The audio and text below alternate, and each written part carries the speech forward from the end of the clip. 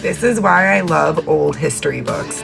According to Albert Wells, who is the president of the American College for Genealogical Registry and Heraldry, George Washington was a direct descendant of Odin, the founder of Scandinavia, involving a period of 18 centuries, including 55 generations. Now, Wells begins the preface of this book by saying, "My position as president of the American College for Genealogical Registry and Heraldry enables me to obtain correct pedigrees and history of foreign families and as the English history of the Washington family. It is deemed important that a correct and authentic volume should be written that would become the standard for reference on the subject." He thus writes, "If I had not taken upon myself the great labor of examining those records, the common pleas rolls, the truth of that great man's lineage would have not been revealed.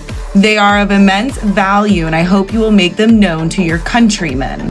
Wells claimed that they could establish a pedigree through legal evidence. Of all the noble families in England, that of Washington is the most ancient and one of the most illustrious. Tracing back through the royal line of Denmark to the great hero King Odin, the founder of Scandinavia BC 70, whose life and character were so great and glorious that his people defied himself and family and thus established a Scandinavian mythology of equal magnitude and grandeur with that of ancient Greece and Egypt, and of such minuteness and detail as to have confused some historians who are unable to separate the real from the mythological history. Wells also alleges that Columbus did not discover America in 1492, and people willingly ignored the claims of the Phoenicians, the Greeks, Welsh, and Irish claim. In the first place, it is maintained that the Greek philosopher Pythias traversed the Atlantic Ocean and discovered the different length of days in different climates. It was believed that prior to 1492, Columbus had already known and heard about the Norsemen's journey to the Americas. 15 years before he sailed for America, he was in Iceland and undoubtedly was made familiar with the Norsemen's expedition. And the reason why he should know of them was the visit of Gudrid to Rome.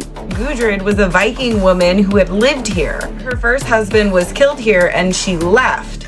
Rome at that time took great interest in geographical discoveries and took pains to collect all charts and reports that were brought in. The Romans might have heard about Vinland before, but Gudrid brought them personal evidence.